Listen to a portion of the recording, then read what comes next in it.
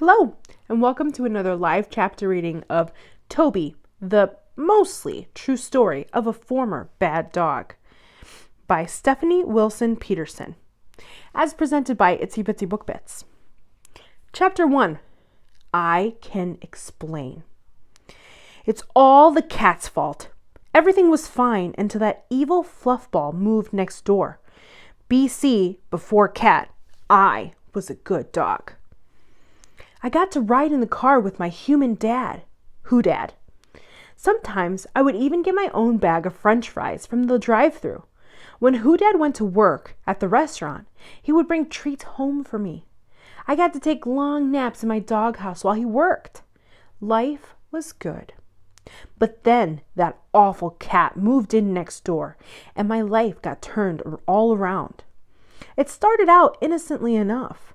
The cat hopped lazily over our fence one day to introduce herself. She switched her bushy tail at me and meowed. Then she invited me to roam the neighborhood with her. Leave the yard?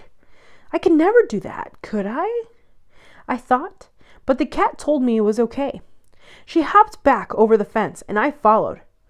Once I landed on the other side, and I felt the tingle of freedom on my paws. I knew I'd never be content to stay put in the backyard again. The cat ran so fast that I could not keep up with her. She hopped fence after fence. I tried so hard to find her, but her tiny cat paws were too swift for my big clunky lab paws. After a while, I was struck with a horrible realization. I was lost. I gave up on looking for her and began searching for my house, but along the way, I found the most amazing thing I'd ever seen. Later, I heard Who-Dad call it a swimming pool. It was just sitting there, glistening in the hot sun, begging me to swim in it.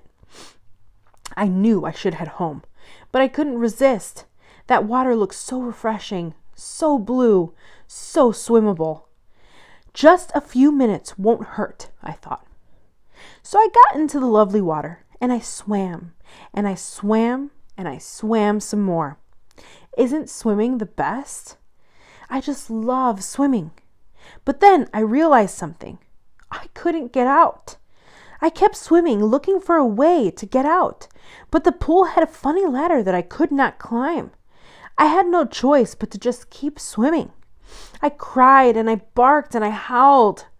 I swam for so long that my legs felt weak. After what felt like hours, a lady came out of the house and saw me in her pool. She helped me get out. I got her all wet. She didn't look happy. Then she did something awful.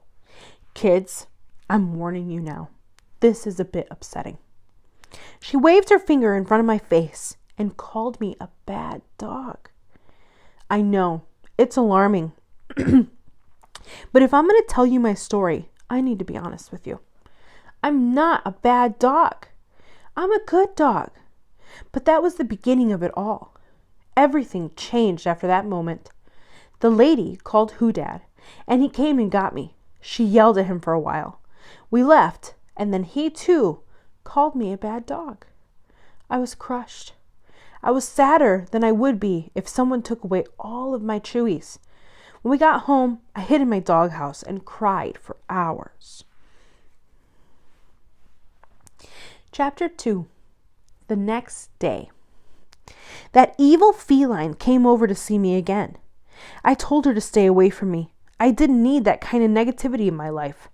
I turned my nose up at her and headed to my doghouse. The cat was very persistent. She came over every single day for a month and begged me to go out and play in the neighborhood with her. She made it sound like so much fun. She said there were treats in all the trash cans. Finally, I caved. The cat promised she would not leave me this time, so I followed her over the fence again and was tempted by the freedom of the neighborhood. But cats, as we all know, are liars. Soon the cat had left me behind. After a while, I was hopelessly lost, but I met another dog. Hooray for friends, I thought. As I happily trotted up to my new best friend, he snarled. Then he leapt forward and bit my paw. I limped away from the mean dog as quickly as I could. This was not a friend. He was a foe. I was so scared. Cars whizzed past me. Strange smells surrounded me. Loud sounds attacked my sensitive ears. I wandered, hurt and afraid, for what seemed like days. Okay, it might have been an hour. I'm not sure. Dogs are not great with time. Finally, a familiar smell wafted to my nose. The cat. If she was near, maybe my house was too. I followed the scent through a field, past a school full of kids, and over a few fences, and then I found my house. I was so happy. I ran up to my door and barked and barked and barked. Dad opened the door. I was so happy. Then it happened again. "Bad dog, Toby," he yelled. "Why do you keep running away?" I wanted to explain it all to him, but I couldn't. I could only whimper, and my paw hurt so much. If that icky cat had not tempted me to leave the house, none of this would have happened. I gave the man my best sad eyes, and held up my hurt paw. His face softened a bit. "Are you hurt, Toby?" I cried again to tell him I was. He leaned down and scratched my ear. My tail thumped happily on the floor. He pulled the leash off the hook on the wall and clipped it to my collar. "I better take you to the vet." Dad sounded worried. "Anything but the vet," I barked. Of course he didn't understand. Why, oh why, can't humans learn to speak dog already? I felt sheer dread as we headed to the car. I stared sadly out the window, looking longingly at my doghouse as we pulled away from the house. Then I saw her, the cat, and she was laughing. Chapter 3. You probably don't know this, because you're a human kid, but the vet is the worst place in the world. It's awful, terrible, horrible. Don't ever take your dogs there. Why would we want to go to the worst place ever when we're already sick or hurt? Well, we don't. So please stop your parents from doing this to dogs. Take your cats, though.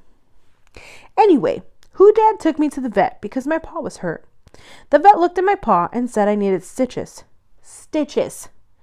And they said I had to stay the night just because I ripped out my stitches with my teeth last time. Of course I did. I hate stitches. I had to sleep at the vet. I was not happy. I mean, would you want to sleep there? Think about it. You wouldn't like it. It smells funny, and you have to stay away from your family. It's the worst. It got late, and the vet went home. 6 other dogs and I were left in the dark, scary vet's office, in cages. They called them kennels, but who were they kidding? We all know they're really cages. I cried and howled for Dad, but he couldn't hear me. I sighed and tried to get comfortable. My cage was across from a window. I stared out at the window, looking at the moon and wondering why Dad would come and get me. Then I saw something truly horrible. The cat. The horrid hairball followed me to the vet. She put her prissy paws on the window pane and meowed at me. It's one thing to trick me into leaving the yard, but it's another thing altogether to come to the vet and mock me in front of other dogs. What's coming next is not my finest moment. I want you to remember that my feelings were very hurt and that I really am a good dog. Really. When I saw the cat on the windowsill mocking me, I was filled with rage, unlike any I'd ever known before. I needed to break free from my cage. I had to put that cat in her place. First, I tried to slam myself onto the door to pop it open. I backed up as far as I could and ran at the metal bars, fast as my injured paw would allow. Bam! I flew into the door. Then my body bounced backwards into the cage. The door was strong, but I was sure I was stronger. I ran faster this time, but just smacked my nose into the cold metal. I tried a third time, and a fourth, but I couldn't get the door to open. The cat laughed at me mockingly from the window. I sighed and sat down, trying to decide what to do next. My eyes scanned the cage for a weakness I could use to my advantage. I noticed that there was a duct open at the top of the cage.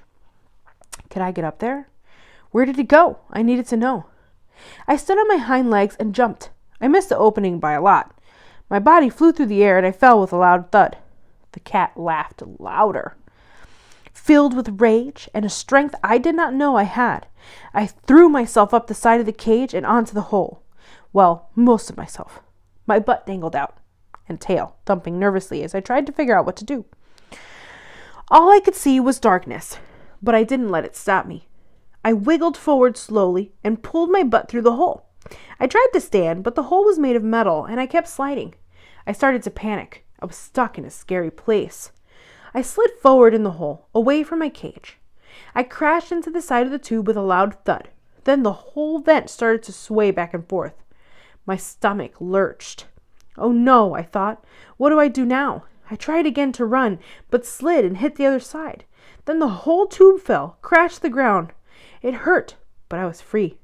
Free to find that evil cat. I was still inside. The cat was still laughing at me from outside the window. I ran to the window and hurled my body into it. The cat laughed one last time. Then she flicked her tail and walked away into the moonlit night. By now, all of the dogs were howling. They could not believe I'd broken out of my cage. They begged me to help them get out of their cages. From the outside, it wasn't hard to ease the latch open with my nose. I freed them all, starting with a boxer named Max and finishing with a mastiff named Rocky. Or Roxy, I should say. We all ran wildly around the office. We banged and banged against the front door, desperate to get free. Suddenly, a loud, ringing noise filled the air. We'd set off the burglar alarm. Oops. Soon the vet came in to try to stop the burglar. The police followed a few minutes later. They searched frantically for the burglar, but they didn't find one. Instead, they found all of us dogs freed from our cages. The vet took one look at the room and the broken duct above my cage, and he knew exactly who'd set the dogs free. He pointed his finger at me and said, "Bad dog, Toby." Chapter 4. My dad was very upset when he picked me up from the vet. I can't see color, but I'm pretty sure his face was red. He shook his head back and forth the whole drive home. He muttered to himself. When I tried to lick his face, he pushed me away. Dad pushed me away. I began to think maybe I was a bad dog. When we got home, the man looked at me and let out a deep sigh.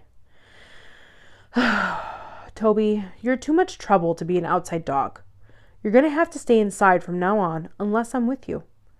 And with that, he let me inside instead of out to my doghouse. At least the cat can't cause problems if I'm here, I thought. I thought wrong. The first few days inside weren't that bad.